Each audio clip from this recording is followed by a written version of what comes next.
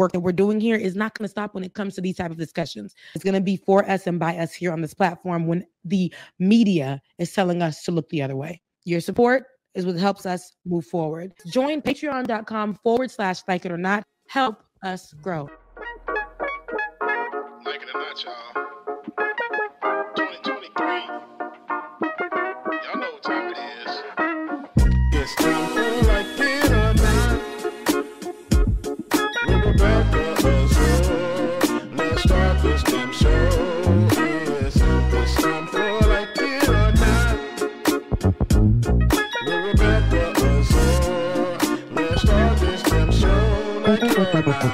Rebecca Azor is in the house. You know she got a funny story to tell. Talking politics, culture, a real life-ish. I live in life in the ATL. Benjamin, yeah, that's my man. He's always coming up with the master plan. Politics, scheming, trying to find the meaning of life. While the feds keeps us in strife. I'm your DJ. I really don't need no introduction right now, but you know what? I stay dropping them jams. Y'all know who I am. Good hope, dad jokes, culture-ish, politics. What you're hearing right now was the culmination of all of this. I started out with the mic in my hand, and I graduated to a plethora of fans. I love bringing joy to the people. It makes me feel great, makes me feel regal. I do what I do for you. 8 p.m. Friday, you know how we do. Let's go. It's time for Like It or Not. With Rebecca Azor. Let's start this damn show. It's time for Like It or Not. With Rebecca Azor. Let's start this damn show. Like it or not, y'all. 2023. Let's start this damn show. Let's go. Like It or Not starts now.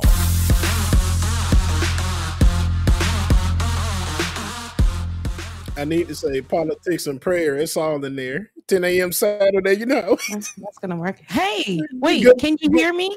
Yes, loudly. Yeah. I'm on, a little, the internet ain't the best. So if I'm here, I'm here. It's pretty clear. It looks really good, actually. Yeah.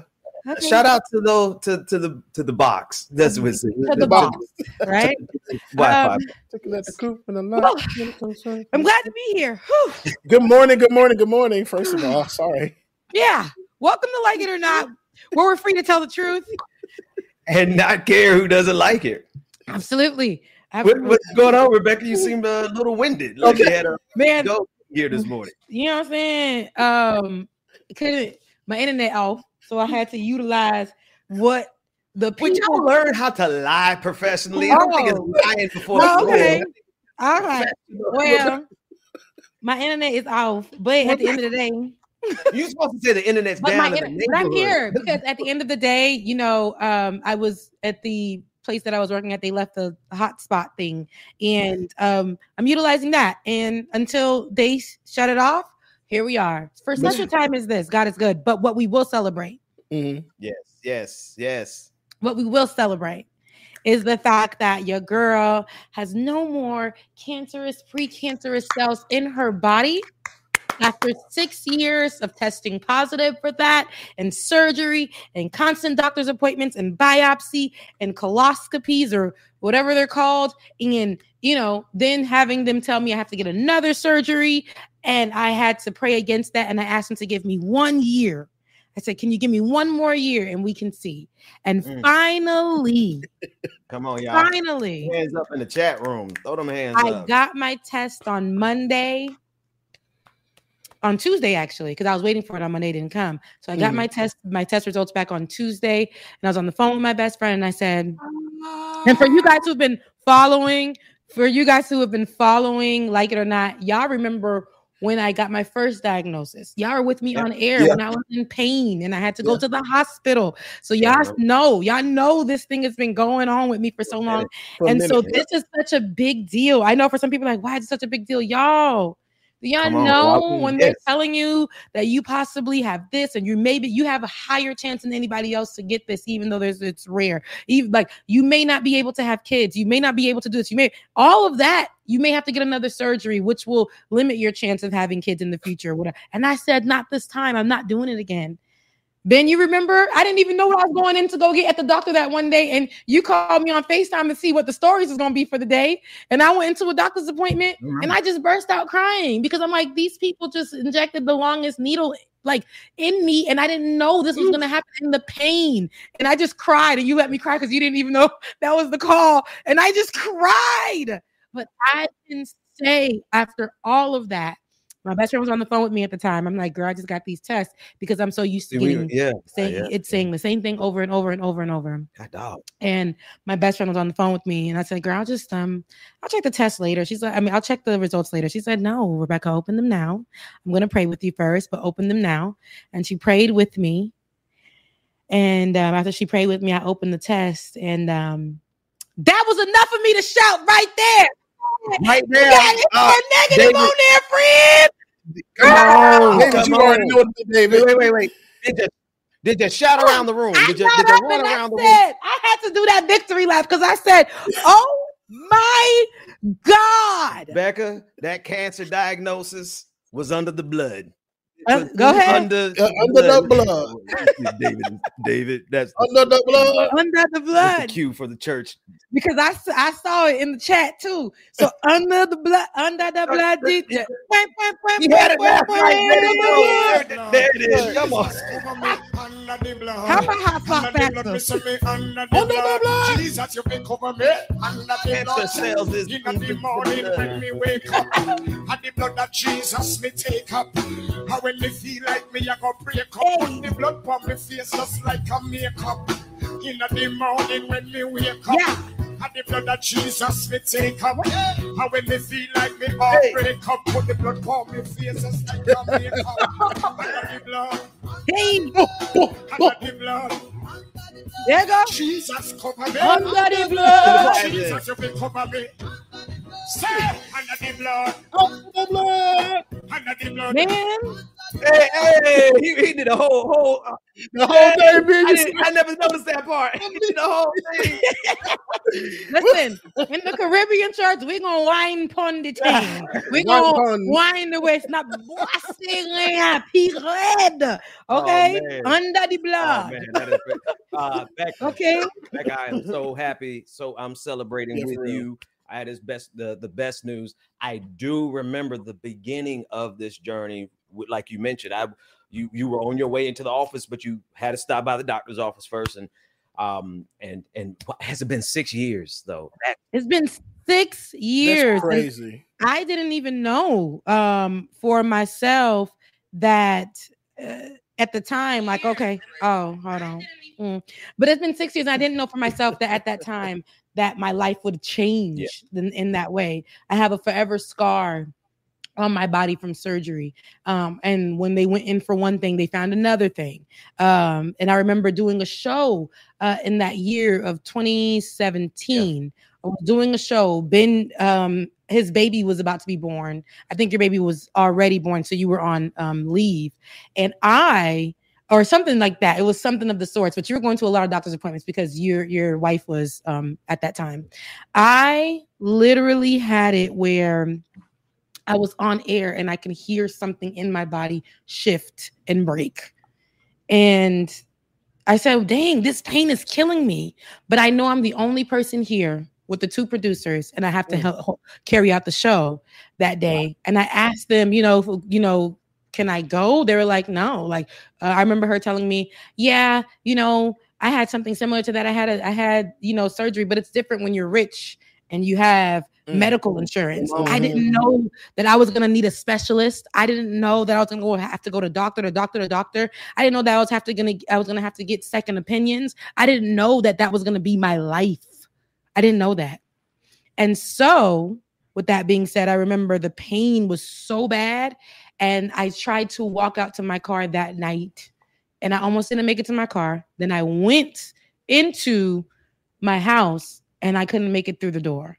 And I was on the floor until my sister came home And then I went to the hospital and I stayed in the hospital. They were about to do emergency surgery on me, all types of stuff. And so all that to say, I cried. And there was this song that I used to sing just each time to get me through when I went to surgery. I didn't know if I was going to make it out of surgery, because surgery is always something that you may not wake up from whatever. But it was all of those things that were going back through my head, and I sat down. But I want to tell you guys this. Sometimes the enemy, because we always got to start with a little bit of church. Sometimes the enemy will make you feel, and I said this on Thursday on Leftist Mafia, but I know we got a little church in the house today. Sometimes the enemy will make you feel that you aren't allowed to praise and celebrate yourself for this win, because look at all the other things that are happening in your life. Come on. Look, girl, look, your internet off. You couldn't even put 2 coins together. I said the other day, I got that information on a day where I had to pick between electricity and groceries. I remember. I got that information on that day. And I was like feeling guilty to celebrate something and think about, girl, am I hungry? Or I got lights? But you just got the best news in your life. 6 years of a positive diagnosis with this thing. High risk. And you are now, they can't find it in your body. Come on. You should be celebrating yourself. And so I had to really sit with myself, because that guilt was like, you shouldn't be. I mean, you need to worry about other things. You need to be like just a whole bunch of other things and be mindful of what is a priority right now. And I said, well, I made my health a priority, and I didn't know what it was going to look like, but I gave myself a full year for a different diagnosis. After 6 years, I gave myself a year, and I said, God, I'm believing for a different diagnosis. So I'm going to celebrate that. I didn't know what it was going to look like, but it did. And just because I'm struggling right now in other arenas, I don't know what it's going to look like, but I'm not going to sit here and let myself not celebrate, celebrate. And just sitting. I'm not doing that no more. I'm not doing that no more. Your girl is 34. Come on. And honey, Rebecca, you 34? I turned 34. And y'all was with me when I turned 30. And now I'm 34. Right. That's what I'm just like, wait a minute. That's right.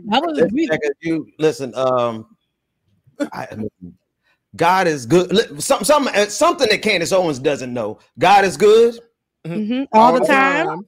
And all the time. God is. Some people who actually gonna say God is great. God is great all the time. They're gonna say God is good all the time. There it is. I knew we had an air horn somewhere. Listen, it wasn't too loud, was it? Was it okay? Because I'm like, when you scared, I'm like, bust people eardrums. Okay, perfect. Don't let you are so right, Rebecca. Don't let your current situation detract from the major thing that was just given to you. That's nothing but that is the enemy. You was in the house today. He is celebrating with you. And it's just good, y'all. The sun is shining a little brighter. It's just like, and this song had came into my spirit, my spirit. I was driving home and I was feeling heavy again because the enemy. So I'm just gonna sing a little short part. I just came into my spirit. And one thing about Haitian worship songs, or worship songs in general, but one thing about it is the ones you used to sing when you were younger in the church, you should just sing them, right? But when you get older, you hear them. It's not that you're just singing it anymore. You hear it and you know it from a different place. And so the song says this: "Ou mérite toute louange qui n'a que moi. Ou mérite toute louange qui n'a que moi. Pour ça ou fait pour moi déjà, et ça va faire toujours. Ou mérite toute louange qui n'a que moi." And that song says, when you interpret it, when you translate it, it says, you are worthy of all the praise that's in my heart because of what you have done for me and what I know you're about to do. Come on. I'm going to always give you that praise regardless. And so that's just, it came into my heart, and I haven't sang that song in years, but it came into my heart when I was feeling heavy. I don't know why I remember the words like I do. I just knew. And I said, because it's just for such a time as this. That's how he's speaking to me lately. And I'm just, if I ain't making it here, I'm rich in my heart. And it's a difference, because I remember when I had a little money, but my mind wasn't right. I remember when I had a little money, but my heart wasn't right. But you know what I'm saying? And now we just going through a transition and a pivot, and it's a way that you perceive things. Perspective matters. And I just feel like I'm in a different place in my life. And while I may fall short and I may handle situations a little tough, I don't stay there. And that's just where I'm at with it. Amen. You got to forgive me, but James, were you catching the Holy Spirit, or was that a fly over there? It was a net that's just like flying around right in front of my face. I'm just like, it could have gone both ways. It could have been the Holy Spirit right there. It was the Holy Spirit. Woo! Anywho, that's my news. Yo, this space that we've created here, this Saturday morning thing that we do, the three of us, and the joy, the fact that we can be ourselves. I could be Pastor Ben. You can be Rebecca, the songstress, who will break out in a Creole hymn, and DJ Exclusive could be himself. We all could be ourselves, and we are not. We're not limited by religious dogma. We ain't controlled by anybody's religious cults. We're we are surrounded by people who believe. We're surrounded by people who don't believe. We're surrounded by people who have different faiths, no faith at all, and everybody is celebrating with you this morning, Rebecca. Thank you. Every one of them. It's a party. It's a celebration, and I appreciate. I played the air horn, but David took me out the other thing out. So under the blood, there we go. There you go. Under the blood, I am under the blood, but I really appreciate it. And I would be what the people say remiss if I did not, say that I don't see your beautiful comments and you guys' love, every single one of you. And I'm talking to you specifically right now. Look at me. Don't look at the guys. Look at me, right? And I'm going to tell you right now, two beautiful people are looking at each other right now. Two beautiful people are looking at each other right now. And every kind word that you've sent to me, that you've like how you helped me, whether it was through a Cash App, a PayPal, or just you sending me kind words, you like, share, subscribe, but you just pouring into me and celebrating me in this particular moment means the world to me. Because y'all know, if y'all know, this is enough for me, like I said, to just shout. I feel so good. And honestly, today, right now, I'm even more pumped than I was on Tuesday. So, I thank y'all. I really, really do. I really thank y'all. And so, I love you guys, mean it. But we got news to get to, because I could just sit here and talk about this all day. But we got news to get to. I really don't even know what news to get to. But we have Henry King's comment real quick while she gets her news. There's been some crazy stuff happening this week too in the world. Right. Mm-hmm. Did y'all wait? And I keep asking that mass shooter that would try to hit up Atlantis, all kind of stuff. Atlanta. Henry Not only King that, said, did y'all hear about the story of the man? And Bubba, you sent it to me. Mind you, the way this developed, there was a guy who was clearly mentally ill, had an interview with the local news station in Atlanta, and the local in Gwinnett area. But the with that, because about a mass shooting, or not a mass shooting, excuse me, a shooting that had happened. He witnessed it. They interviewed him. Clearly, he was unwell. He even stated within the interview that he was off his meds. They continued on with this. This is not back in the 90s. This is not back in the early 2000s. It's not back in the mid 2000s. When doing local news, you had to get any man on the street interview, any SOT, which is sound on tape, which is crazy because that's what the person. But anyways, you had to get that interview with whoever you could, because people were either not talking or whatever, but you had to get it by a certain time. Nowadays, you can literally try to get comments from people, but they were afraid to speak. Until next time, back to you, Ben. Something like that. But here y'all are exposing these people. And I say this to say, on the news while he was saying the interview, he said, "I feel like I'm a snitch." I don't know if that did something to his head. I don't know, but went on to a bus right after that event. This person, and held it hostage. killing one person who was trying to defend themselves by taking that person's gun on a bus, shooting that person. 17 others were on that bus afraid. He went and held the driver at gunpoint and had the driver go in all kinds of places, hitting folks and all kinds of stuff all through the net. This was crazy.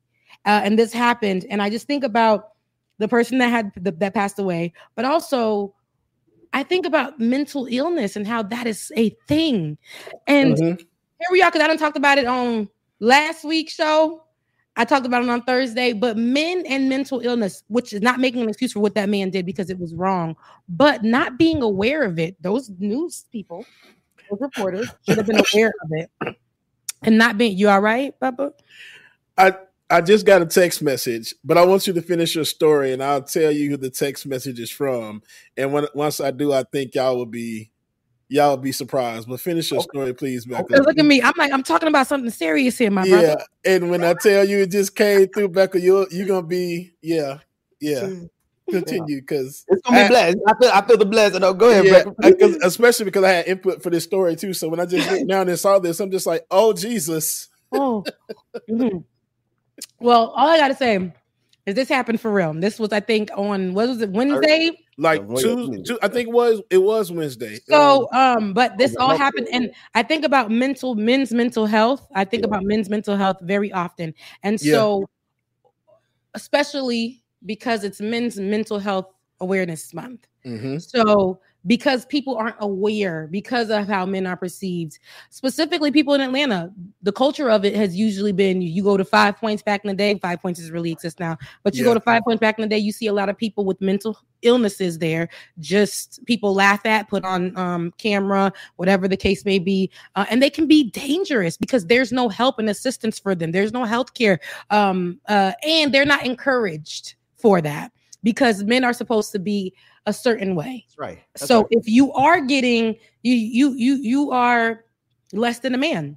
I did a number show, stats show, literally that men do not go get any help because of the fear of being viewed as less than a man. On Thursday, I have people who are part of the LGBTQIA plus community, such as yourself, Bubba, and they were saying even for them being a part of that community, identifying as men, they still got to show up as the societal image of what a man should be. So that is a real thing because it's several times, even though I'm a gay black male, it's still sometimes I have to put on that, and I hate to say it, that facade, but you have to still come off as nothing's wrong and you just got to handle it and deal with it. So still in our community, especially in the black community, it's a lot. It really is. Yeah. You know, one thing with mental health is a lot of times we as men, we don't even, I think people in general, when you don't have a baseline and you haven't had a chance to sit down and talk with someone and actually compare what's going on in your head with what is, happening with other people or society or health or whatever. Like just compare what's going on in your head with somebody else. And what happens is like men, we live in these closed chambers where nobody knows the kind of thoughts that are going on in our head but us, because we've never been allowed to talk about them. We've never shared them with anyone else for somebody to compare. And sometimes you do need somebody to tell you, man, what you're thinking is just, completely wrong, or, whatever kind of way. I know you guys have that. Do you guys have instances where you guys can even pinpoint where, dang, I was going through it. Yes. I was going through it. And I couldn't even, I had no one to run to or talk to, or I couldn't say that on the previous show, which I need to clip because it was good. I was looking back and I said a word there. But there are men who sit there and be like, you know what? I want to be able to go home and tell my person, my friend, my family member that today just wasn't a good day for me. Right. It was really, really tough. And I don't know how I can really unpack this feeling. I felt like crying, if I can be honest. And right now, I just need you to listen and not say anything. Can you do that? Could I get a hug? Or maybe I just need a bit, like 15 minutes to myself right now. I'm not rejecting you. I'm not I don't feel good. I don't feel I don't feel loved right now. Yeah. I feel a little empty, and I'm having a problem finding out why. Men should be able to say these things, but you see, there are people in this world, but it's not only people, this world, and not only culturally, because here I am in America, but I'm also Haitian, but just all around, I've seen it where men just are viewed as less than a man, and people in the community will say you're a bitch because of that. You can't, Well, so, I mean, and then, but at some point, as men and as humans, you've got to grow up. And now I'm not saying that you grow up and you grow out of mental health issues. You got to seek help. But the grow up part is when you stop letting other dudes, other people they're not helping you pay your rent. They're not helping you raise your family. They're not helping you do nothing. All they do is give you commentary on whether or not you're the type of man you're supposed to be. Why do you let that enter your life? Cut that off and actually start taking care of yourself and listen to some people who actually have some concern for you. But we allow all of these men, especially these men podcasters, right? All these men rights activists, all these dudes who got a microphone, they are telling them the absolute worst thing, which is that there's no such thing as depression. There's no such thing as mental health problems. You don't have to go see a counselor. You're listening to people who are actually telling you the absolute worst thing. You're gonna have to grow up and cut that off and go find something for yourself and realize that those people don't mean you no good. Yeah. So at some point we gotta step up and separate ourselves from what we know. We know at this point what toxic masculinity is, what it does, and how many people it has killed. Yeah, that part. It's like, but what's the text message? Because they waiting on that. They is stuck on this text message. Here we go. Who is? Somebody said it was Dr. Mac. And Perry Anderson was actually spot on. Oh, it was Dr. Mac. Dr. Mac texted me and said, because last night, Becca, we were talking about Dr. Mac. Because somehow Dr. Mac came up and David had on the fly the six packs. Dr. Mac fine. He fine. See, look, that's exactly what we said. Yeah, that's exactly what James said. That's a good looking man. That man fine as hell. That's a good looking man. He said, light skin man. I don't know if that's the right skin for me, but he fine. Okay. He said, being that you and I are going straight to hell, he said, I miss you, Bubba. Tell Queen and David hello and give them my love. You and Ben look great, and you are as sick as ever. Hey. That man just lives on his own terms. I love that for him. I love it too. I do too. Yeah. Wait, so Dr. Mac was watching last night? I sent him the stream last night. So James wanted to make sure he knew that Dr. Mac knew. I want a new picture. That's crazy. Get out of that man. That man is in a relationship because he posted up his woman. I saw it on his page. Okay. I'm making up lies in rooms. And we believe you. We like, okay. No, but I did see on his page that he posted somebody. It didn't have I don't know, y'all. Let me stop. Put something in the atmosphere to get that man caught up. Okay. Sorry, Dr. Mac. I was trying to tell him that you off the market, but I'm sorry. Look, no matter whether I have it or not, Dr. Mac lives on in infamy on Twitch because he has his own emoji. Oh, yes. The emoji. He does. Oh, yeah, he will be out forever. He will be, he's immortal. He's immortal. But that's good for your mental health. You better laugh it up. Find men texting your phone. It's good for you. I can't stand you. Yeah, hilarious. Look at the chat. Look at the chat. Man. Anyway, the only reason I bring that up with y'all fast behinds in the chat, the only reason I'm bringing that up, Men's Health Awareness Month, because there's so many other things too. It's Pride Month. Yeah. Indigenous Peoples Month, Caribbean Heritage Month. It's also Black Music Month, because people ain't talking about it. But really? A lot of men are affected in all of that. Yeah.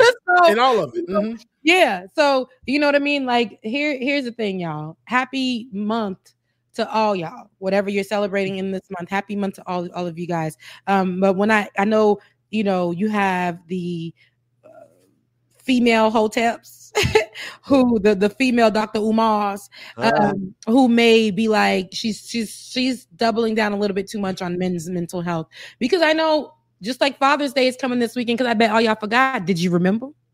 Did you know that this weekend is Father's Day? That means tomorrow. Did you?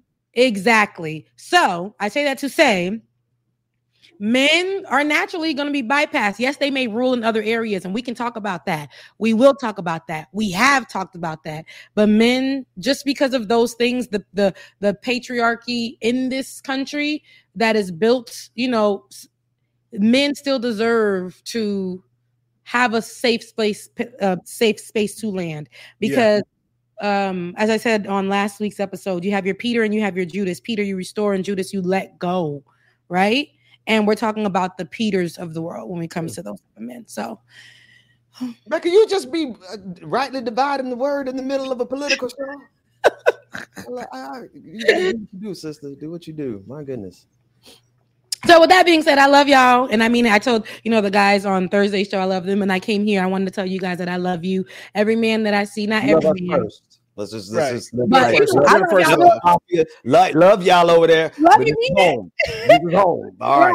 I love right. Mark Lamont Hill. I know he done seen my work over the last 15 years, and not very one time has this Negro invited me to do any. Not even. I don't even think this Negro retweeted me. I just want to come on because he's fine. It's so crazy. I heard you. He that's outside of the show. I seen him with a picture of Olay. I said, "Who is that? Who is that man?" That's not the same people. You got your on-air person, and then you got your street, your on the street look. But anyway, that's a married man as well. But the thing about it was it's funny because when he hit me up the third time, I think 3 times. Damn. Because I got a new number. I got a text message on my phone. I said, I don't know that number, and continued to do my little brow. And then it was like, Rebecca. And I said, now who don't Rebecca? You called my phone unknown number. Now you saying Rebecca? So then I went to go look. He said, it's Mark Lamont Hill. It's Mark Lamont Hill. The whole name. Okay, black man. Oh, yeah. Okay, listen. Hey, how are you? What's going on? And it's just like, hey, want you on the show? Like, I can say this, like I was saying about Ben, even for you, I've seen you on MSNBC. I've seen you on Roland Martin Show. Not because these people are so big, but they're great and we respect them for what they're doing, but you're respected. And you literally have the same power. You have this power. You are a force to be reckoned with. So when people calling you on the shows and doing all those kind of things, it ain't. I used to get like, oh my God, I'm gonna be on the show. Da, da, da, da. It's great. It's beautiful. But at the same time, thank you for having me. Thank you for recognizing that my voice matters. Okay, because honestly, like straight up and down, I think that is supremely dope that he had you on. So shout out to him. I was like, what am I? Look, sometimes I be like, what am I on for again? I mean, because I'm here to have a good time.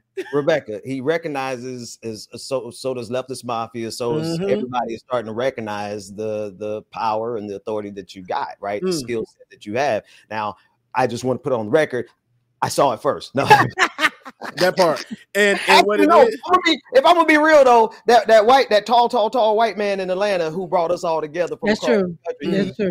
But I peeped it first after that. So that blue-eyed man, them eyes was scary. When people have people who have those type of blue eyes, it's like it's so beautiful, but you staring at me. Can you stop, you alien? I don't want to see it. But Becca, I was gonna say it all helped. It worked out in the long run because everything happened with that punk ass job, and now you stepped into your calling, and that's what it is. You about to this is your season, baby.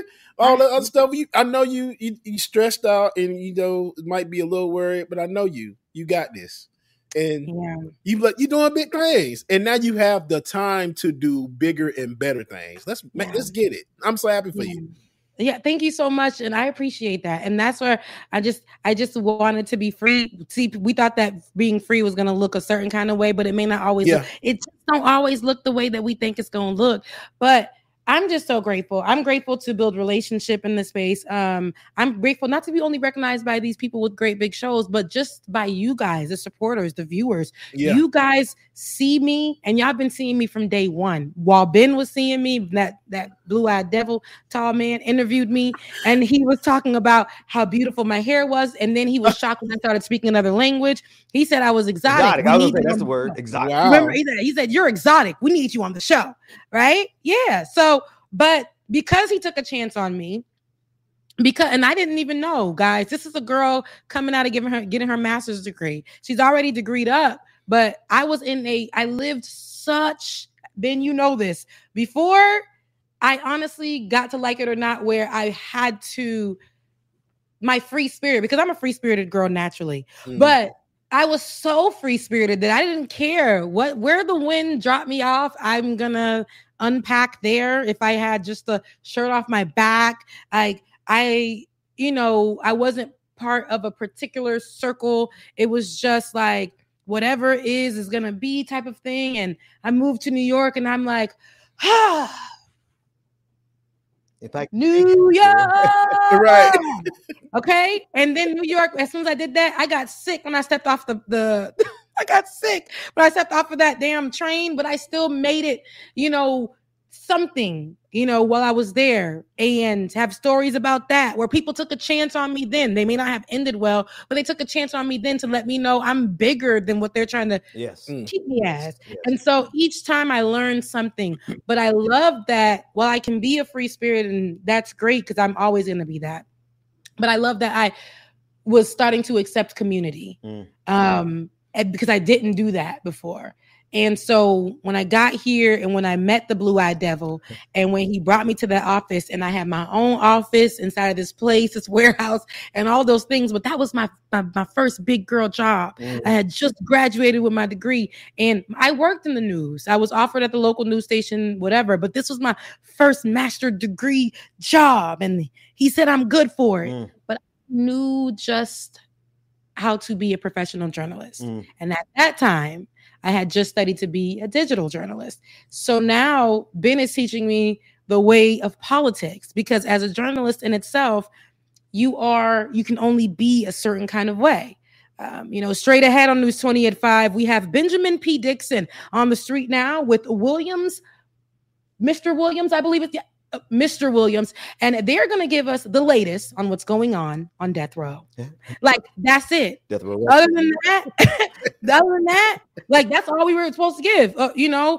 Furry cats and what this death that happened on 2nd Street. But the fact that here, which I'm so grateful for, I wrote myself, not me preaching again. I wrote myself off. I said, you know what? Since I didn't take that opportunity and stay in that opportunity and chose a freer life, where I could have just been doing the local news where I was doing it. Yeah. A local news station. Now this is my life. I guess I'm never gonna do it again. I'm never gonna make it. I'm never gonna make it. You start going there, you start getting crazy. I'm never gonna be right? It's crazy. You start off full voice, like, I guess I'm just never gonna make it. Halfway through you start going back to stuff from, if I never spent that $10 5 years ago on that strip, I just would pass this one class. Really ridiculous. And but I said, God made it for us to meet, because if that blue-eyed devil didn't take a chance on me, and then I partnered with a girl that I went to school with, we were both anchors at that place, Benjamin P. Dixon coming in, risking it all, literally bringing his family there. And we just went in there, and you said, these people are dropping the ball, but we're going to still create. Rebecca, you're in boot camp. You are an amazing journalist, but you also have a voice, and you have a big personality. Let that shine and let that show. And even though you got annoyed with my singing, but we've been through there. And I think we don't like singing. That's what it is, Becca. No. Listen. No, you got to understand though. You get annoyed to us singing all the time. Now we playing. He said, if you play, I remember you told me I was playing some other music, and then you was like, okay, if you play Ronald Isley. Yes. Can we play Ronald Isley? And then I was like, and then I played Frankie Beverly. Yeah, Frankie Beverly. Then I played, this one is BJ the Chicago King. He's like, who's that? Yeah, And I said, I was being the Chicago kid. You was like, you put me on him. You put me on it. Yeah. And then there was Joe. And then we're like, we can do black music. Common music ground. That's all. Yeah. But then the main thing was, though, is like we were in one. At first, we were in one office, and I'm sitting there trying to prepare. I'm researching. Ben moved out of the office. When I got my own office, it was we started getting along a whole lot better. She was able to. Because I'm in the office like, I got earphones. Ben's on the side like, damn. Then I got the TV on watching at the same time. watching like Judge Judy or something. I forgot what judge it was. I was watching that. I think it's called The Real, not the Real. It was The Real. Yeah. Mm-hmm. And singing real and all the same time, I'm trying to get ready for the show at 3:30 p.m. So. And here go me. That's how I function. That's how I get to work. And Ben was like, I love to sing though. I don't think I don't like this like singing. I love he loved it, but it was not. It wasn't conducive to his work environment. So he looked over at me one day and he says, "I'm sorry, but can you not?" I said, "Oh." And we didn't even know each other, James. We were like, not for real. I was like, look, no, for real, come on. I said, no problem. Yeah. It's cool. Memories in the corner of my mind. That's been 6 years. It's been 6 years, Rebecca. It's been 6 years. And then I threw you a baby shower, right. And that picture and the emptiness in her eyes in that picture with those white people. What the hell? We was looking like this. Like y'all get out. Can you? Do we have? Can I have some more, sir? Thank you for the Pampers, sir. Please, sir. I like some more. Can we get our paycheck today, please, sir? Not you. Can I have some more, sir? Please, sir. Thank you for the Pampers. For my kid, but. Can you please give me a few more nickels on my paycheck? Put shillings. We get paid on time this month. Yeah, a couple of shillings, please. Let me not flex them like that. They pay. Right. Hey, pennies. Remember, brick by brick. Oh my God! Don't remind us that. Okay, first story. That's what they throwing clothes at you, James? Right. What those wrong? No, it was a shirt. God dang it, it was a shirt. Yes, Happy Pride, every Rebecca talk about Happy Pride. I see you in the chat. Throw it draws. All right, I can't stand you. We've been on for an hour. We ain't talking about nothing. Every story. We ain't talking about nothing yet. Yes, we have. We've been talking about some good mental health. So that's mental health. Yes. Okay, so then also in Atlanta, because Atlanta's been crazy. James, you said it perfectly. Atlanta's not a real place, but over this week also. Federal agents stopped a mass shooter, a white dude with a full cache of guns headed towards Atlanta to go to a hip hop concert because he wanted to target black people. They thought it was a hip hop concert, but it was actually the concert of, was it Bad Bunny? Bad Bunny? Oh, I did hear that. Okay. Well, he wanted to go find black people. He wanted to start a race for black people. Yes, he was targeting, let's be clear, he was targeting black people. And his assumption was that this was going to be a predominantly, and this is from what I read, but you could correct me if I'm wrong. He was going to this, I believe the artist was Bad Bunny. Let me go, and this is from what I read. The way you're phrasing it, Bad Bunny is not black? No, he's Puerto Rican. He might be Afro-Latina. I'm not too sure. But I do believe that it was one of the Hispanic artists who were going to go perform, and he was trying to plan this mass shooting. Here it is. Yes, and an Arizona man. So it's true. It was Bad Bunny, and he was in concert in Atlanta, and he thought that this was going to be a hip hop concert, which is going to be a huge crowd of people. He wanted to start a race war right before the elections. And he stated that this is what his motive of operation was. And here is an issue here, because knowing, he was like, dang, sorry, got it wrong, man. I thought it was a couple of coloreds. I thought it was going to be a crowd of coloreds because I needed it to be coloreds. And here's the thing. Bad Bunny draws in a multi-cultural crowd. Yep. And so a lot of people are going to be in the house, of course, for that. So when he realized that it was not going to be Black people. So that's, whatever. But my issue, people's lives are in danger. I don't know how we can make it more safe against people like that. Yesterday, I was at a store and I kept thinking to myself, I don't know why that came to my mind. And you see what I'm saying? This was how we every day you go from here to there, because I'm sitting there pushing a cart and I'm saying to myself, what if somebody comes into this store? I don't know why I thought that, and it was only for a minute, but I said, what if somebody comes into the store and targets me for being Black? Because that's the smart thing to do. You have Tops grocery store in Buffalo, New York. They ran a white guy, traveled 45 minutes to find the blackest neighborhood he could. And he went to the Black grocery store there and killed 9 people, I believe. You had Dylan Roof, who went to a Black church to target Black people. You had the white guy back in last January down in Jacksonville, Florida, who drove 30 minutes to the blackest district he could to go to Dollar General and kill 3 Black people. You have this guy in Atlanta who just did it. So once you notice a pattern, it only makes sense for you to defend yourself and to prepare yourself and look over your shoulder and see the exits and see how many disgruntled, angry white people are in that place who probably follow people like Candace Owens. It's a good chance if they follow people like Candace Owens and Ben Shapiro and them, that they are radicalized and want to commit acts of violence. It's just, we've seen it. We saw it with the shooting in Quebec, right? I can go in 2014. We saw how many mass shootings have we had where they specifically targeted Black folks or minorities because they were mad. So you're not crazy. You're absolutely right to do that. Yeah, and I mean that's.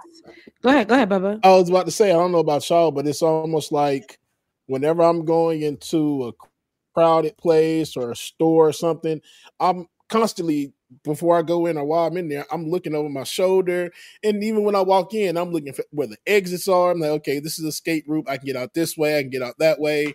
Or what I can use as a weapon. It's crazy now, and I hate. Because I want to say, even EC, and again, we can go and make this about even Pride Month. I believe we just celebrated the I can't say celebrated, but the in memoriam of the people who passed away for last year for the same situation as just because of how they identified as people of the LGBTQIA plus community. So with that being said, we lost people because of that, because somebody went inside of a nightclub.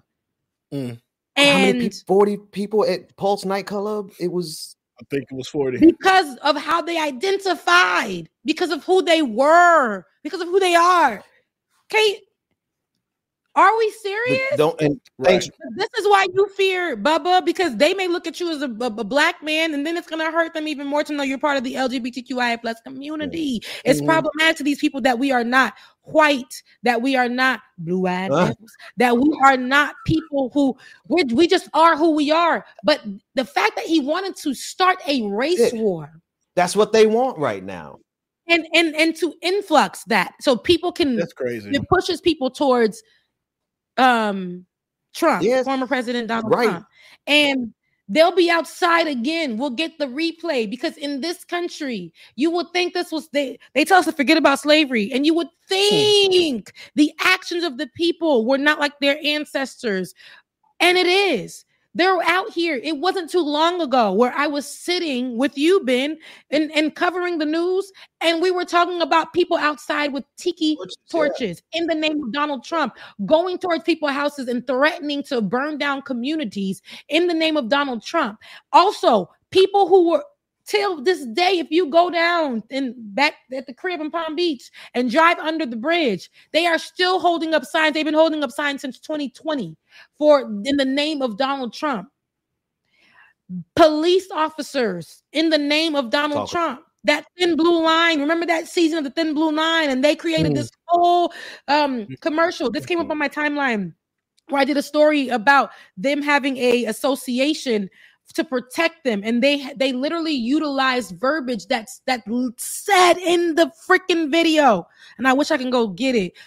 It was an actual documentary video from the NYPD association, something, association of the Associators Association, and them police officers stated that there is racism. It's called blue racism. Police officers in NYPD. Yeah. Yes. They said there was blue racism. Yeah. And that they were fearing for their lives. And Donald Trump is the one that made them believe that they were the ones that were being targeted, attacked, marginalized, being put in the other group. Meanwhile, the people, just for being gay, we've seen police officers beat up people. Yep. Just for being black, we've seen them take our lives. Just for talking back and having the audacity to read your own rights to the police officer. You may not live to see another day. And the police officer may get a slap on the wrist and this story will be buried. We have people where a police officer allegedly ran over somebody. And this was years and years ago. That's just coming out as news today. Breonna Taylor's murder wasn't talked about until months later. Right. So all of this to say, these things that are happening and the things that we fear in this world, especially for marginalized people, in more ways than one for a few of them, and we're also scared about what's going on in this world. And when we think about things like what could have happened at the Bad Bunny concert, it's not a one-off. Right. And I think there's so many other shootings because now they labeled, it's been so many mass shootings. They've labeled them 4 or more. Right. That's a mass shooting. It's mass shooting, yeah. And they've stopped covering 4 or more, like they've stopped covering the amount of people dying from COVID. Preach, black woman. So I'm trying to come on now. You cooking, but so with that, we have to be mindful that situation. And I know that news happened just the other day, and we're looking at it like, oh, that's crazy. Thank God they stopped it. Only because they didn't really stop it. He stopped himself like, oh, it's not colors. Let me make sure I do my. That's why. That's a one-off, y'all. That's a one-off. What are we putting in place? Why? Because we're not talking about it no more what if it did happen? You know what we would be talking about right now? The same thing that we've been talking about since we first sat on them seats in that warehouse. Gun control. That's right. Don't forget. We have not circled back to that conversation, and I have yet to hear it within the conversations or debates that these people are having about the state of America and its people. No, nobody's talking about gun control. No, they're not going to talk about that. Rebecca, remember the spa shooting? Right? The white man who went into the massage parlor and killed women. I can't say right here, but in the area, right up the road, right up in the road, and around a couple places in Atlanta. Then you had the Tree of Life. Thanks to Ryan Foreman in the chat room, reminded Tree of Life shooting in Pittsburgh, Pennsylvania. Like, you have so many mass shootings now that the news can ignore it. That's what's going on. So many people are getting killed, and so many of them are rooted in racism. The newest thing that's happening, the new trend, is that the white, there's a word I want to use, but I can't. This group of white folks on Twitter who's driving these narratives, they're now blaming all mass shootings on trans people. Yes. Trans people. But right. I'm not even sure that we actually have had a mass shooting by a trans person. And then even the justification for the one they do bring up, they're now trying to make every single mass shooter a trans person. So they're going to do something about mass shootings only if they can blame trans people for them, not angry white men who are spoiled, children who've never been corrected in their life. And now they feel like they've been oppressed, even though they have all the economic wealth. 80% of the economic wealth in this country, white men have. 70% of the political power in this country, white men have. They have everything, but now they feel so aggrieved that they're going out and killing people. Yeah. And Ben, they've blamed it on trans people And they made it so much so. I remember when that man, George Santos, was a part of it, a part of the blaming folks, only for it to come out with his own bones and skeleton dropping out the closet. And he was somebody who actually, his secret life is identifying with the LGBTQIA plus community, but was fighting against it here in America and helping that narrative of, hey, that school shooting that happened with the children is because of trans people.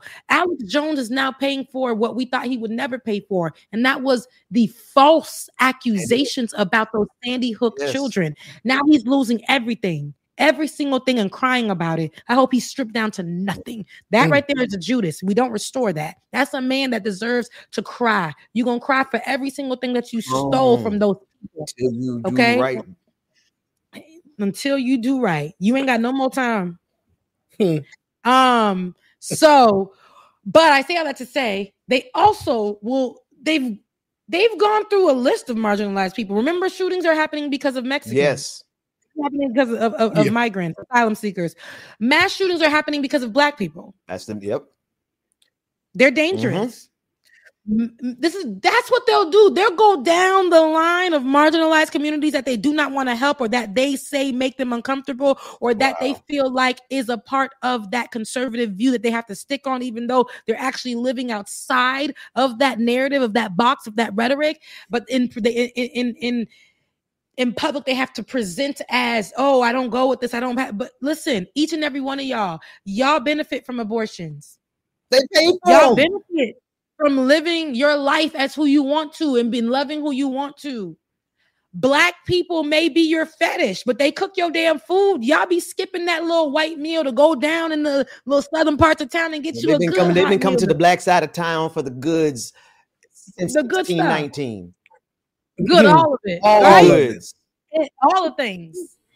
And then y'all, the migrants are the ones that are the hardest workers, because none of y'all can't do nothing. Y'all lazy. No one good and well, they're hip and their diabetes won't let them pick these vegetables. Now, I need y'all to let the price is going to. Let me stop. Benjamin. Skin aging like an avocado. Not all of y'all, but some of y'all without good hard skin aging like an avocado. Hairline can't stay in place to save your life. You've been struggling with your hairline since birth. Benjamin Button. You ain't no good in life.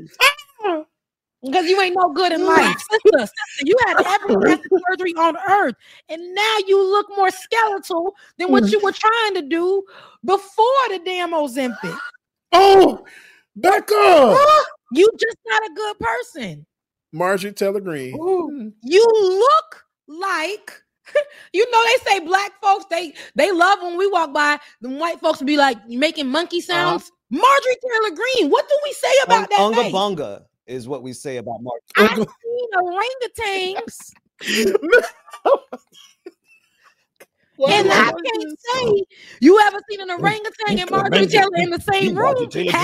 Me don't like Rebecca. Stop playing in my face. You know why I say that? Because Marjorie Taylor Greene is part of the problem. She's an Alex Jones sitting in the seat of representative for Georgia, and she knows that it's problematic. Each and everything that she says, she literally said, when that shooting happened with them children in Texas, in Uvalde, Texas, she said that was a conspiracy.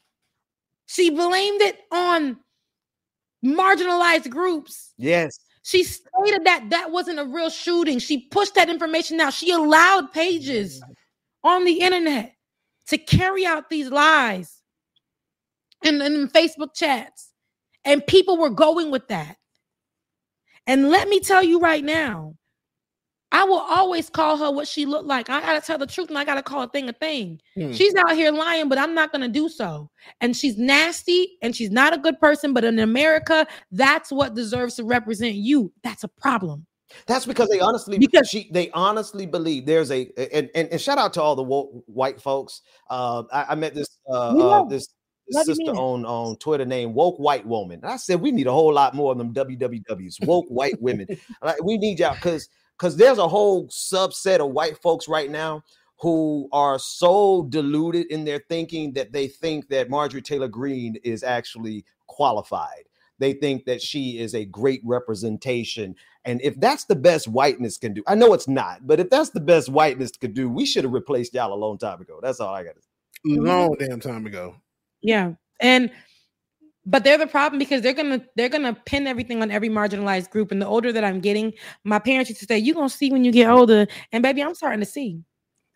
I'm not Stevie Wonder to the mess no more. I am starting to see God has dropped those scales from my eyes because they have been doing this for too long for us to keep turning our backs and allowing these to be our representation in this country. They used to do it without us having a voice. Now that we have a voice, we cannot allow them to blame every single thing on what's happening in America on marginalized groups because they do not want to take responsibility when it really be their own people. Right. Facts. Period. There's a fix for this. It's called gun control. It's called not being prejudiced, not being racist, not being a nasty person. You can agree to disagree. It's about being about the people, and this is what America lacks. But they walk around saying that they're the greatest nation on the face of the earth. But the problem, Rebecca, is they've monetized crackerisms. They've monetized racism. They've monetized white grievance. Did he say what? What did he say? Let me just go right past it. Yeah. That man said what? Okay. They monetized it. It's like the way to get famous and rich in MAGA land is to be the biggest racist that you can. The more racist that you can be, the more cruel that you could be, the more ignorant and anti-science and Neanderthalitic like you could be, just like Marjorie Taylor Greene, the higher you go. And so we're really fighting against people who are making money off of this. People whose careers are built off of this. You know, that little white girl who got famous this week saying the N-word, built a whole career. Let's talk about this. Wait. Great. Let's talk about this. Run it back right now. There's a girl on the internet. And I need you to grab that video right now, David, because we're not going to leave here without talking about that girl because she thought she won. But what's funny is the conservative side, they need a little people. They need somebody not to just be out with their racism and saying that I knew that they were going to pick me on the other side, so that's why I did it. No. She going to be dropped. She's not going to get that career. They want those already to be like, they want those to be oppressed and not say what their agenda was. You can't say what your true agenda was in this, to act. It's saying that you're fake. So you were only doing this. So you're not really racist. We need the pure racist. No, they got her on that. But they went deeper. I seen her page though. I seen her page, but she's acting, you guys. Yes. I'm telling you right now, they don't want just the actor. They want you to be through and through racist. Okay? So play the video. Not just her page. I want you to play the video. She said it. And then we got to give you some developments in the story because her career is already over. The white folks ain't having it. You're doing a little too much. They're scrolling. It ain't. That's not. It ain't that one. Let me find it for you, my good brother. See you in a second. In the meantime, too, make sure that y'all. I'm streaming on my page now, so please, if you haven't already, please go like, share, and subscribe to that page. I'm trying to get these followers up. Yes, I already subscribed, James. Congratulations on getting that channel up. Send your page in the chat so I can go ahead and subscribe right now. Get them numbers up. So I might already be subscribed though. Okay. All right, here we go. Her name is Lilly llddiiss. Did you get the video? I can't see the video right now. Okay. So here we go.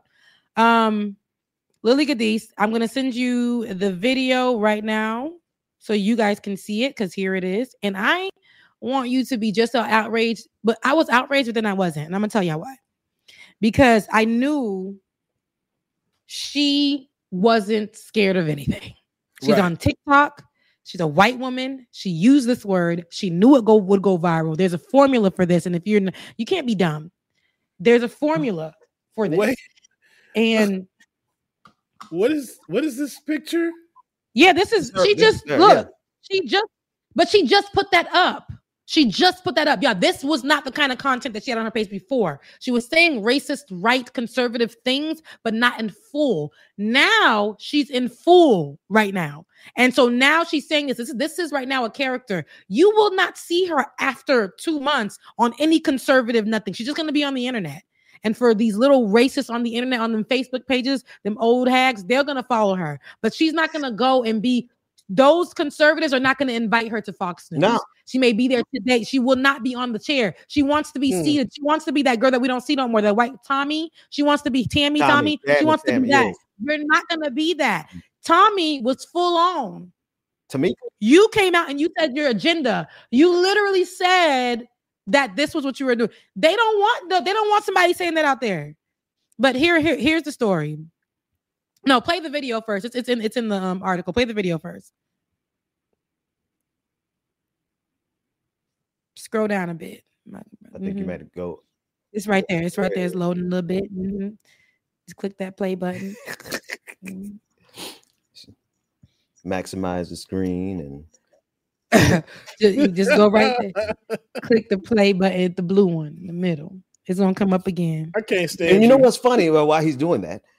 She really thought she had it. Like she really said it like, oh, I know how to say the N-word. I could say it just everybody like I know who's married right now.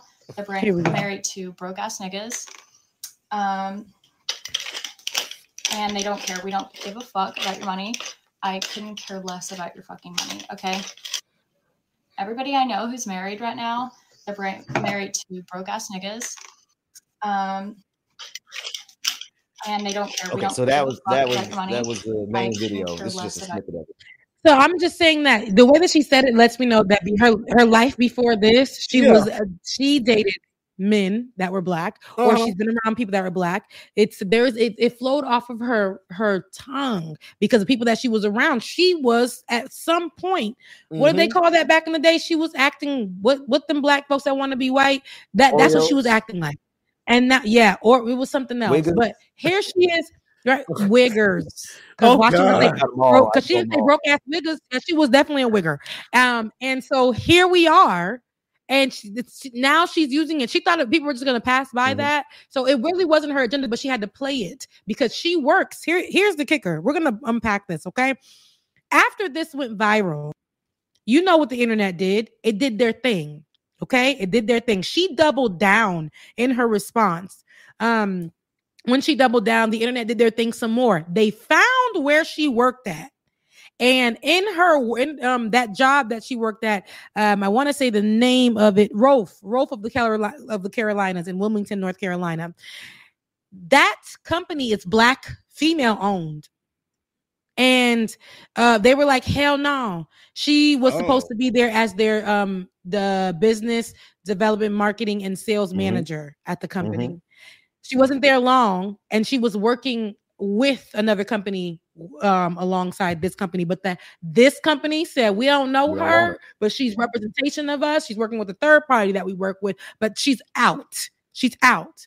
And so that was the issue because she then put out a video. It was a response. Right here, But after getting fired, she said, thanks, Black community, for helping to launch my new career in conservative media. You all played your role well, like the puppets that you are. But go ahead and play that response for us, David, because I want to show you how white folks, when they know they're going to get something out of it, Kyle Rittenhouse, they double. So a recent video of mine seems to have upset members of a certain community.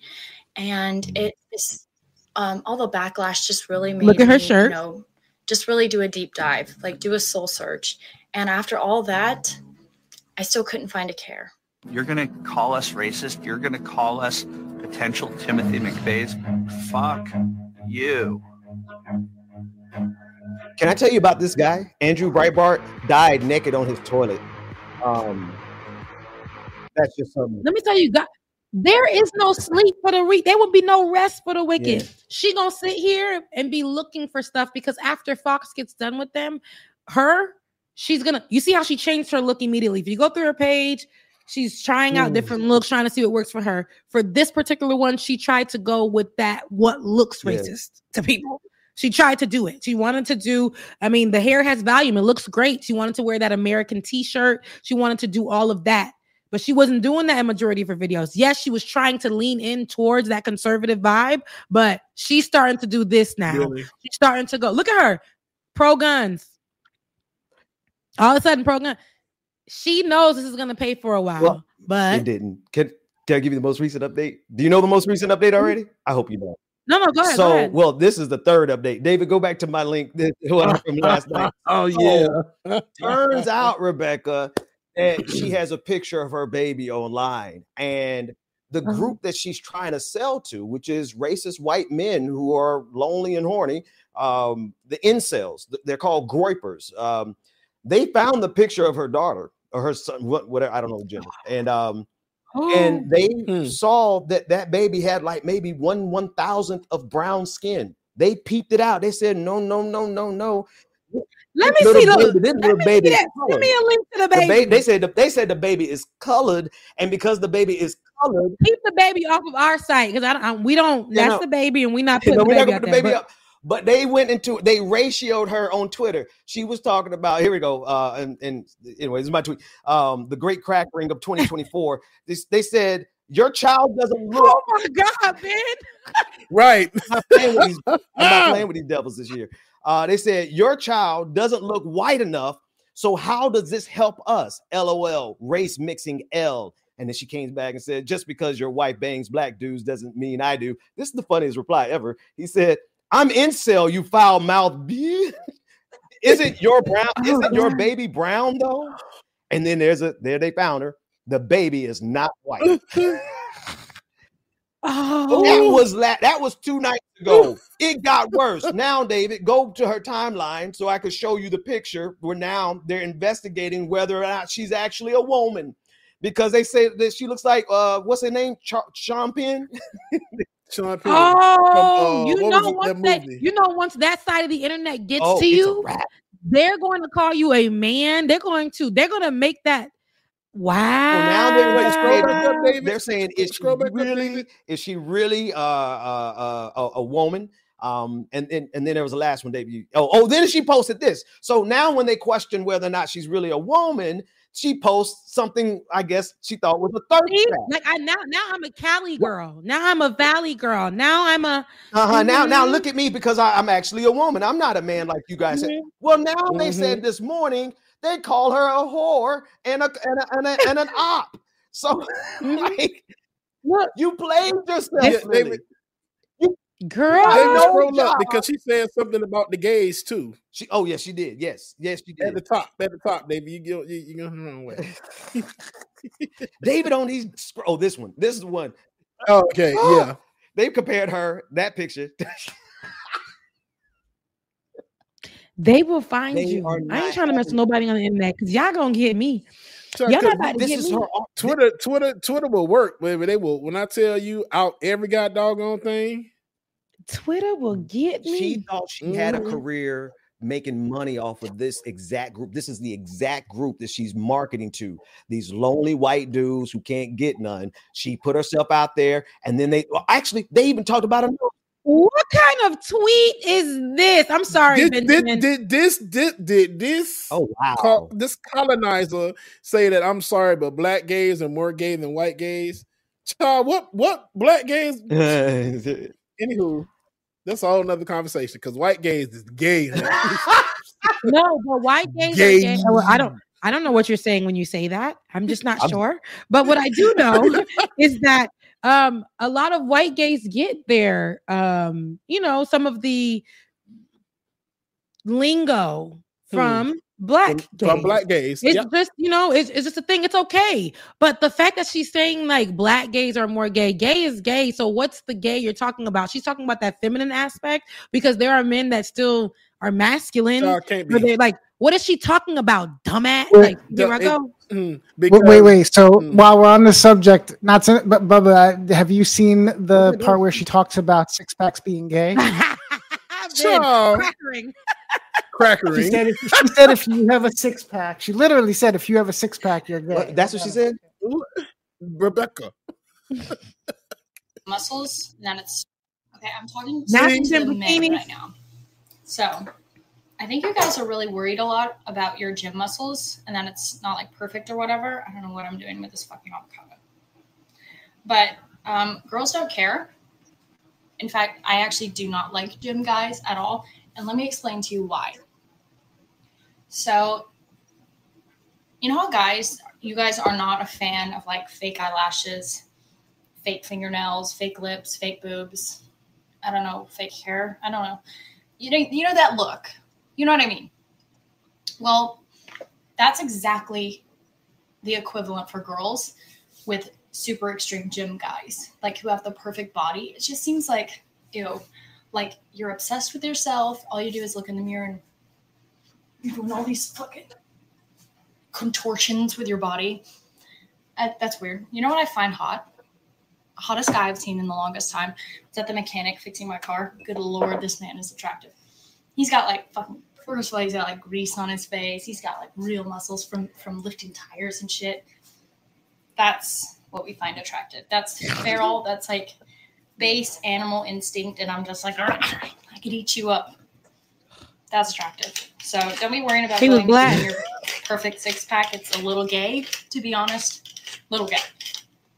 Don't get offended. I'm just saying we like real men. I bet you that's all you're gonna see her put on there. Salt and pepper. Salt and pepper. But first of all, you can eat avocado the way it is. Don't know. So she went from a trad wife, traditional conservative wife. That's the whole marketing thing she started off with, and then she got into the N-word trouble, and then they start calling her a man. And now she dropped the trad wife because she doesn't want to be called a man anymore. She's not gonna last. She's gonna be one of those people. Like we have them on our side too in social media. They be on, like, black folks get on the internet and think they just because you do this and blah blah blah, you're gonna be viral. You're viral. They will make dumb people viral. Yes, some of y'all won't make it. She's not gonna make it. She's not, and I'm glad that she won't. Because the only reason she did this whole video was for her to be able to contort and pose like she was talking about and try to show off her body. Because why in the F are you sitting here in your kitchen in a bathing suit, cutting a damn avocado that you about to eat?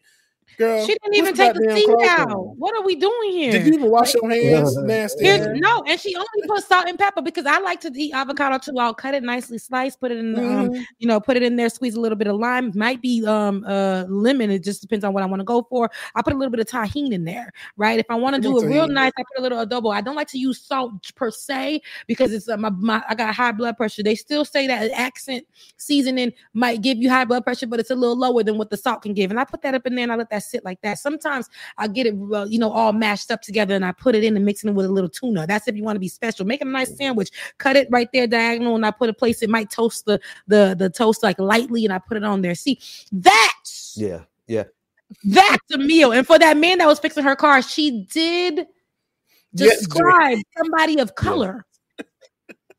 She described somebody of color because when y'all ever seen what she was describing in vanilla?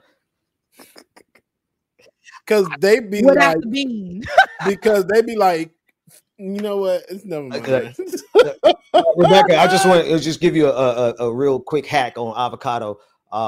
Just use some Lowry's on that thing. You see, I got Lowry too. I'm not just Lowry's. Listen, you're good. I mean, I like the way you do it too. I can't just use Lowry's on it. I'm Caribbean. The real Southern black, like just. I got no lemon. I got no lime. The reason why I know Lowry's is because of a Black American, and it's good. It's in my seasoning cabinet right now. She uses it on an avocado and tell me what you think about it. I'll try it because I got avocado right here. It might be my little snack after the show, which we are gearing towards. But that white woman. And they don't even think she's really white because they look at her nose and say that she's some kind of ethnicity. See, you cannot identify these women, these racist men that you're trying to cater to as a woman. I don't know why they don't get that. I'm sick of it. I'm sick of talking about it. But I do like what I see those women. She's trying to be a woman's woman, but she has this masculinity about her that she's not stepping into. It doesn't mean that she's gay or anything. People say that I'm a strong woman. The other day, some guy was telling me, like, you too strong, you too manly. You just walk. I want my woman to be soft. I'm just not that. I'm a soft woman. You guys get the softness of me all the time. But if you got to get that other side to me, that's okay too. I'm Rebecca. I'm gonna be all those things. My voice is a little deep, but don't get it mixed with being a man because I'm not. But I say all that to say, so the women who are in the NBA right now, the WNBA girls, who they always want to try to say, oh, that's a man, da, da, da, da. The way they've been coming out these locker rooms, however they want to. Oh, Jesus. But the way that the girls, I know sometimes their feet is hurting too.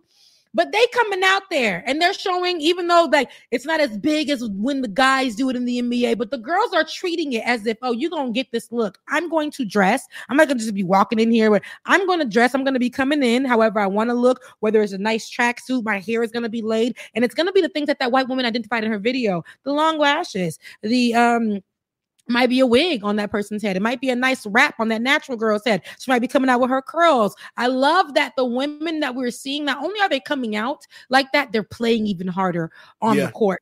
The conversations that we've seen, because it might be white-centered because they try to make it like that. Reverse racism. With Caitlin Clarke. Caitlin Clarke is a great player. We can say that she is, and we can say that Angel Reese is as well as the other women who are playing right now, who are not rookies, who are in their second year of playing. Like all the women right now have been doing this. The ones that have been doing this for years. The ones that are sitting down who used to play, who are sitting down having conversations with Shannon Sharpe and Stephen A. Smith. Okay. Those people. And you know what? I know you got to go by one, my white brother, but I actually, before y'all leave, I need to have this conversation. I need you to grab my white brother. I need you to grab Stephen A. Smith, Shannon Sharpe, having the conversation recently about the WNBA with yet another WNBA commentator who actually used to play. And how he speaks to these women.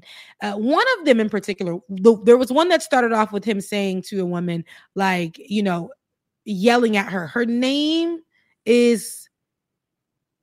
name is McNutt, but her first name, I cannot remember it.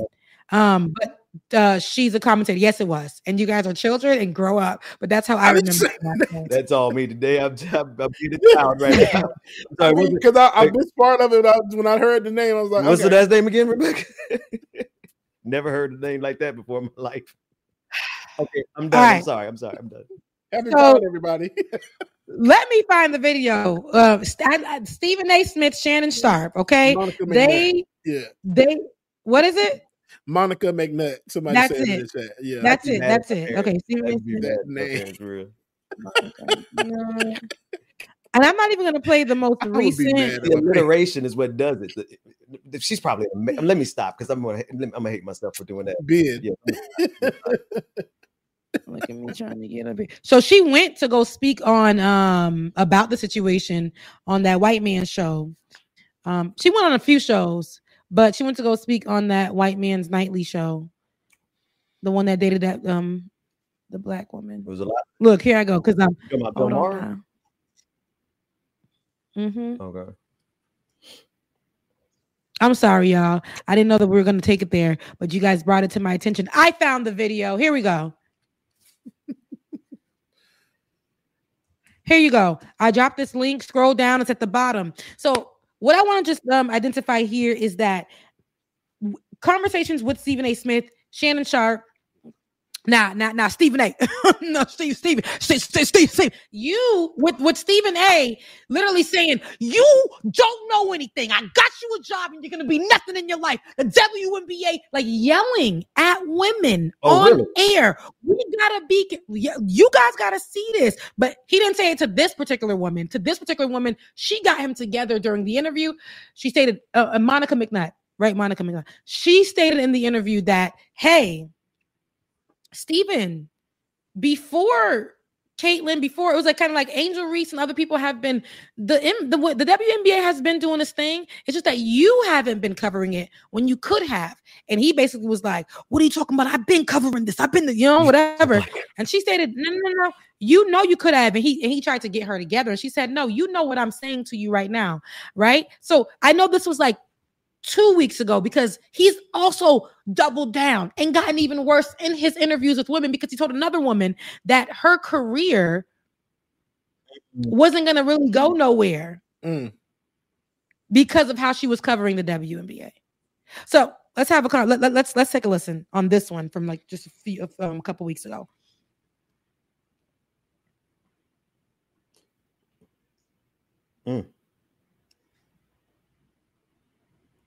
Is there sound? Don't look like they want to give us a sound. Of course.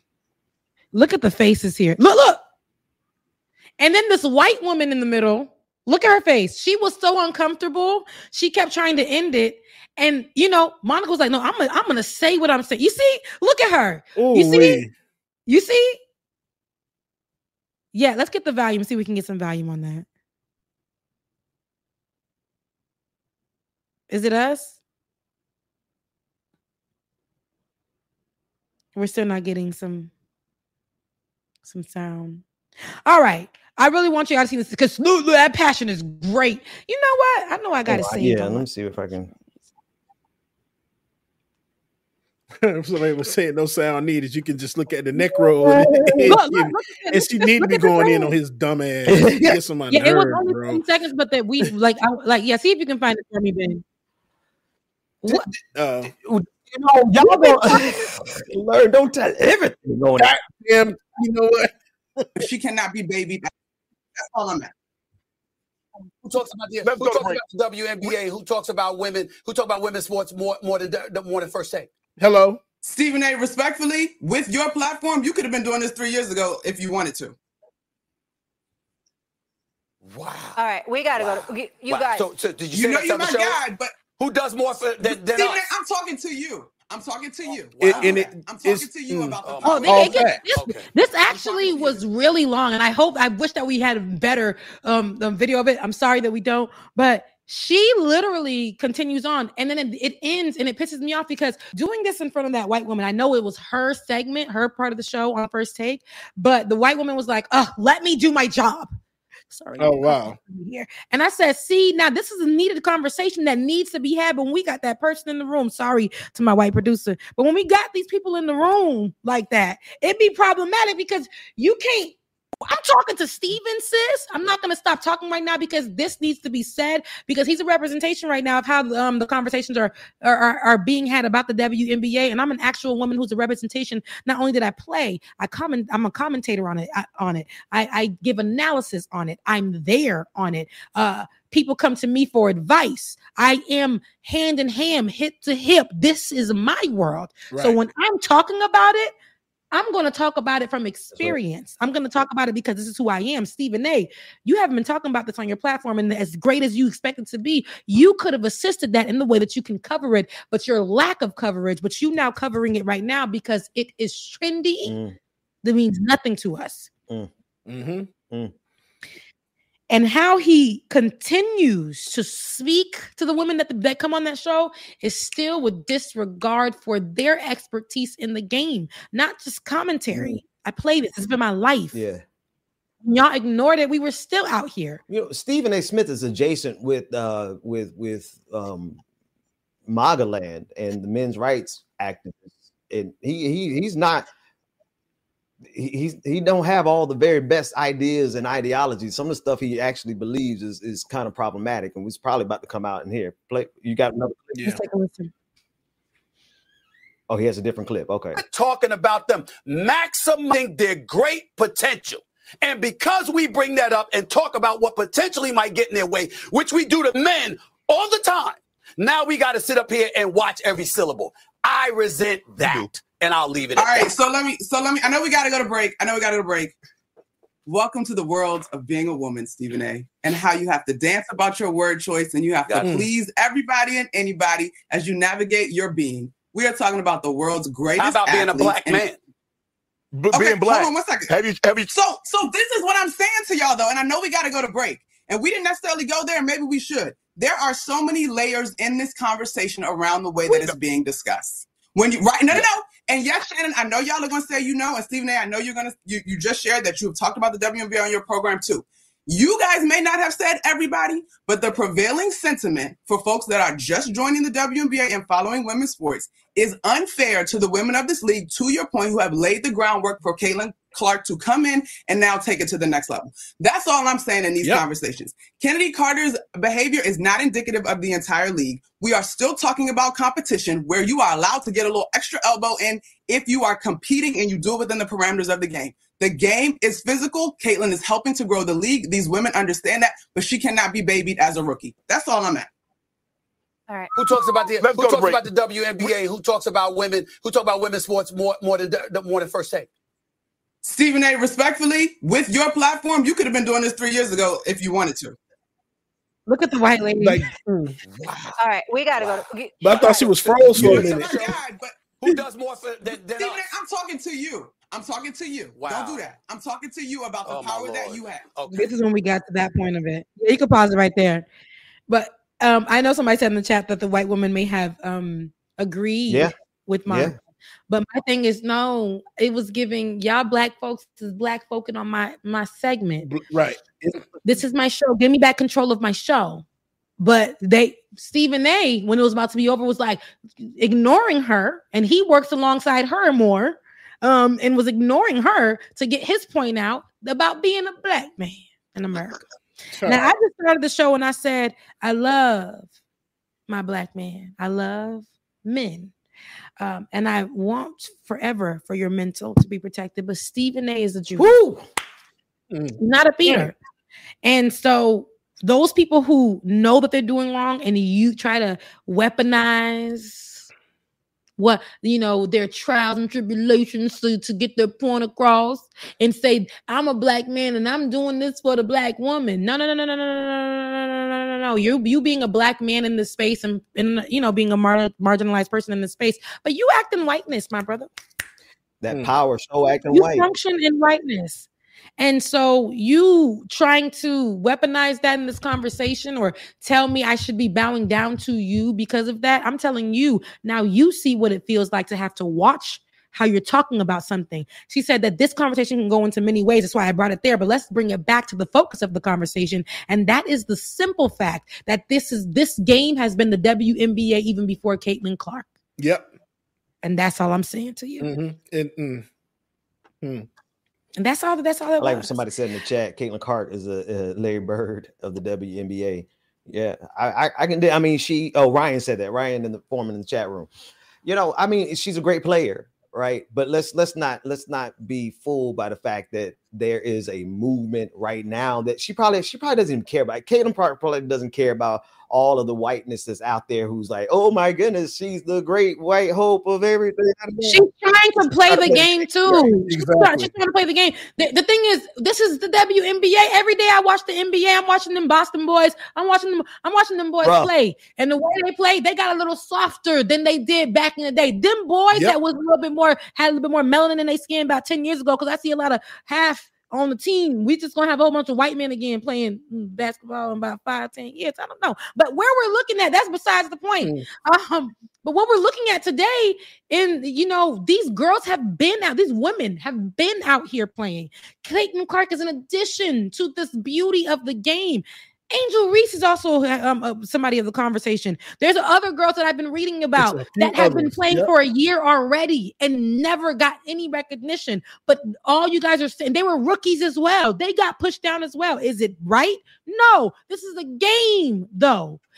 And they also have to understand, y'all want to be coddling Caitlin Clarke because in the WNBA, which seems to still be predominantly black in America, she is the marginalized one. So it's always looking like they're crowding up against her. If she was black, they would continue to crowd up against her. We saw Angel Reese literally get chucked in her neck. Go to the interview portion of it, the reactionary interview at the end of the game. And when she was talking about it, she said, it's just a game. I got hurt. I got pushed down. We get a little physical on here. Then for Caitlin Clarke, they was like, why did they do that to you? Yeah.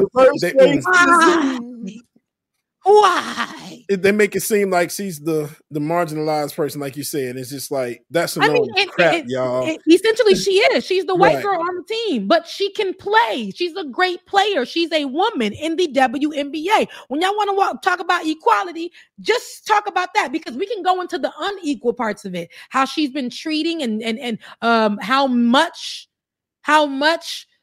endorsements have been going to her when we can talk about that part, but we're not. We're going to talk about how they want to treat her on the court like this is a game. You a good ass player, and so am I. So that the best person. That's why I haven't watched enough of her to actually distinguish her skill above anyone else. Is she that measures of order better than other people? So she's really good player. Clarke is a great player. I've watched a few of her games, and when I tell you, she can ball her ass off. But there are others that are maybe equally or better than her that's not getting that same attention on that spotlight. Okay, so Angel. So if it's not a function, Can I give the 1 cent that I know everyone hates when I give? Oh boy. Yes, go ahead. I feel like see, I know that look, Rebecca. I know the look. This is like when I wanted a lady to come on. What do you have to say, white man? Go. So I feel like, honestly, and I'm not a sports person, but I feel like she got the spotlight and everyone started to blow up around the WNBA, even though the WNBA has been here. It's not new. It hasn't gotten the attention it deserved until the white girl got spotlight. And I don't know whether she appreciates the commentary or not around her. I know she's claimed that she doesn't care about any of this stuff. I feel like it's a conversation that everyone's like, why is the WNBA only now getting its attention because of a white person? Yep. And I feel like that's valid. I feel like, like it shouldn't take a white person to give a sport attention. You know what's not? Here's why I would make the distinction between what they said in the chat, comparing her to Larry Bird. I wasn't old enough to remember how Larry Bird came into the league, but the white folks who are supporting Caitlyn right now, and I'm saying specifically the white folks, they're doing it based on a racial narrative, right? They're framing it this way. I don't know to what extent Caitlyn cares about it at all, but the people who she said in a recent interview, she said that she's trying not to be associated. But the people who are making this a thing, they're doing it simply because she is white and they want to show something about reverse racism, and they always look for opportunities to attack Black women. So that would be the main difference that I would see between it. No, that's it, and that is it. And once that got on the internet, that this white woman in predominantly Black world is being attacked, she got hurt. But she was just talking junk to her, opposition, which is what people do. And it was so bad that the op threw her down, because that's what people do in sport. Is it right? No, they can play dirty. So then what happens is the ref that comes in there either calls it or not, and we got a game now. Because now, this is what we're talking about basketball here, where women that are over 6 damn foot tall. What y'all talking about? It's a game. A real ass game. What we talking about? Do not allow. That's what we're trying to do, and that's what Monica is trying to put in there. If the people who are talking about the WNBA, just like Stephen A. Smith, who looks like my brother, since you want to bring up being a Black man, right? My brother. Since you want to talk about it, let's take it there. Now you're talking about the protection or the conversation or whatever the rhetoric may be on today. You're covering that about this woman when there has been so much other situations, and you could have covered that within the WNBA. So I'm coming here to set the record straight. We love Caitlin Clarke. We think this girl got game, but so does this person. Last year, this person was top of the WNBA, and you never covered that. You had time to do so on your platform, and it could have been good. So don't sit here and talk about the shoulda, coulda, wouldas and try to tell me that I'm wrong. This is my expertise, so I'm gonna give you the tea on it. And so the problem is that she will have that white gaze, as somebody said in the comment section. Also, that will appeal towards, because we can make it political, the right, conservative people. They will say that the Black people in this game, we must go support this white girl. What can we do for her? We need to show up, and we need to show up with signs about Caitlin Clarke being the best. We need to show up that don't hurt Caitlin Clarke, protect Caitlin Clarke at all times. Even Black folks online who don't understand that this is systemic, they're saying online that this ain't about race. It isn't about race when it comes to the game itself amongst those ladies, but for media, it's about race. For the people on the right, it's about race. Even for the people on the left, it's about race. You snap. And because they made it about race online, which can get really dangerous, it's up to us to step in like Monica McNutt and fix that on platforms that are as huge as First Take. Yeah. Facts. Yeah. Well, Rebecca, you shining this week, Rebecca. Thank you. Thank you, man. Brittany Griner. Brittany Griner? Yeah. What about her? Charlie just said in the chat, who was that player who got locked up and rushed over a vape cart? But look how they talked about her when she needed help. Yep. Thought you were talking about her latest photo shoot. Oh, there goes my camera. I'm handling that with the grace and the integrity of the man of God. It was. No, people were upset about it. It was a beautiful photo shoot, in my opinion. People were upset about it. They were telling her to turn around. That's the internet. I hate them for that. They were telling her to turn around so you can see her chest. Okay. They took it there. You know. Yeah. Oh, they were being nasty. I just thought it was a great photo shoot. I thought it was great. I'm always, and I hate this about me. See, this is the systemic part of my mind. I'm always shocked at her voice. I'm like, whoever worked with her on her voice was really good. Like help or her, whatever. I think she identifies as him now. Him. So whoever worked with him on his voice, whoever worked with them. See, get me right. On their voice, did a great job, because that is, I mean, talking to their voice on the phone. It's over for everybody. Oh, for everybody, bro. It's over for everybody. But people are mad. They're so upset online about that, though, about their voice, about how they present, about all of those type of things. They're upset. So I think it was fine. They're living their life, and Britney's living their life. And I think that at this point, either you can agree or disagree. Scroll past it. Okay, get away from it. Yeah. Shout out to Tokyo Hans for the super chats from Japan. Yeah. Yes. Oh, and I apologize, Tokyo. I know that you say you can't use Cash App.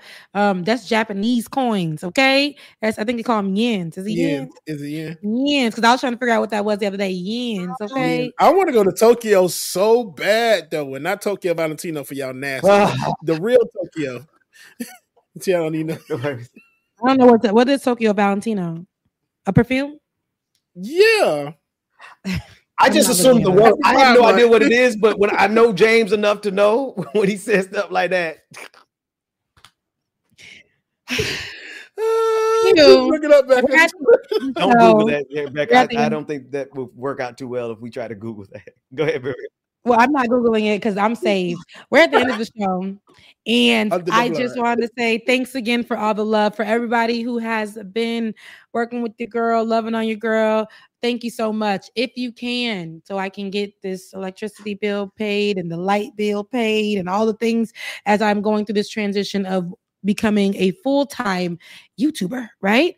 If we can, please, y'all, Cash App Becca's Voice. Thank you guys for sending the super chats. I just can't get them for a month. So if you can, Cash App Becca's Voice, also on PayPal, RebeccaAzor@gmail.com. It would be greatly appreciated. We just got to keep me in a roof just a little bit longer while I figure out some things. All right. But in the meantime, y'all, I really, really appreciate the love.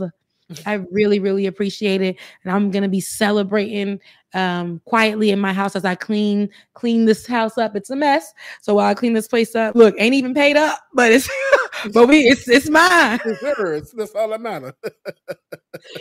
They ain't even paid up yet. They gonna be at the door at any time.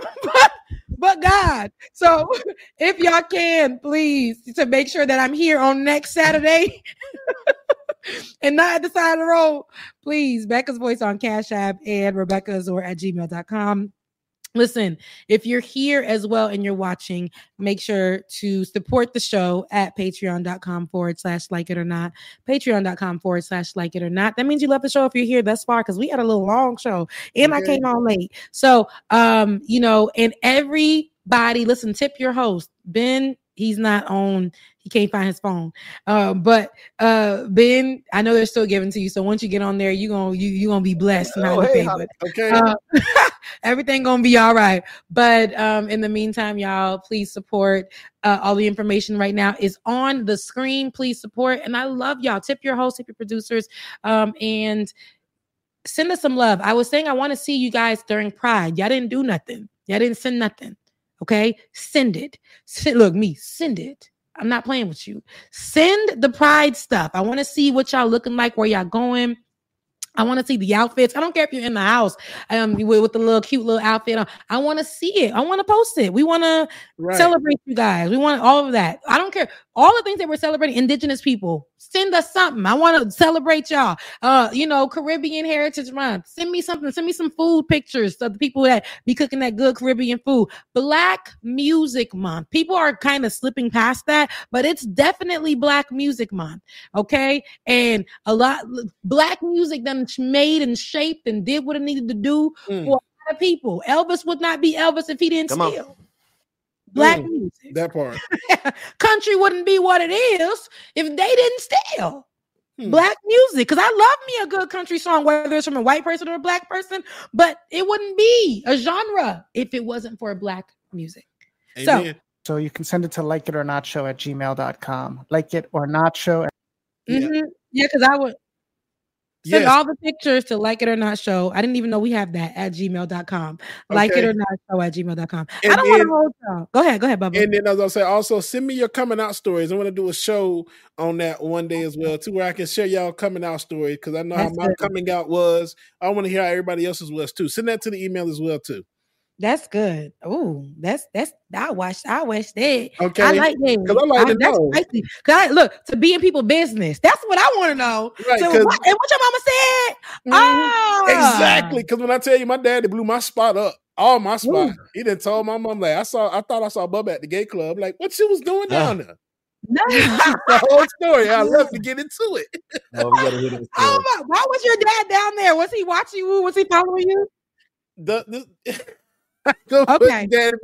But just know that Daddy was down there being somewhere he wasn't supposed to be, like he worked in the area. But it was just one night I happened to be out, and to get out the car, I'm just like, I know him. Well, I feel my daddy like somewhere. Because you know the spirit of the parent is somewhere around here. And I looked around, I seen some Black man running up the hill. I'm like, I think that was my daddy. But why was he running up the hill? This is a country story. Daddy was doing some stuff that he shouldn't have been doing a long time ago. Praise God, he's been delivered. When I tell Daddy was running up the hill and in his own mess, so he came home to tell somebody else's mess. Mine. So when I told my mama, she's just like, "Oh yeah, I already know. Your daddy said he saw you outside the club one day." That sounds like a heck of a story, man. Man, what? Because it's funny. That's all right, because Mama Gwen is still together with Brother Williams. Okay, and exactly. It's all right. We went through that, and our son is beautiful and living his life, and that's beautiful too. Everybody, the moral of the story is live your life the way that you need to when you don't hurt. If it ain't hurting nobody, if it ain't hurting nobody. Okay. All right. So we're at the end of the show. Ben, is there any last words that you want to give before you get out of here? See y'all next week. Thanks for showing up. I love to see you because I never get to hear from you at the other. Right. I don't know if it's I'll never be knowing if it's you or if it's David. But then I'd be like, that's definitely Ben. But how is he on so functionable between these times? And then later we never see him. It's the beautiful weird secrets of Benjamin P. Dixon. All right. I love y'all. This should be a good show. See y'all. Bye, y'all. Love y'all, mean it, y'all. Hey. Real quick, I had an affirmation for the day for y'all. Your affirmation: no person, place, or thing has power over me. No person, place, or thing has any power over me. I am free. Love y'all, mean it. We'll see y'all next week. Deuces. Work that we're doing here is not going to stop when it comes to these type of discussions. It's going to be for us and by us here on this platform when the media is telling us to look the other way. Your support is what helps us move forward. Join patreon.com/like it or not. Help us grow. Like it or not, y'all. 2023. Y'all know what time it is. It's time for Like It or Not. With Rebecca Azor. Let's start this damn show. It's time for Like It or Not.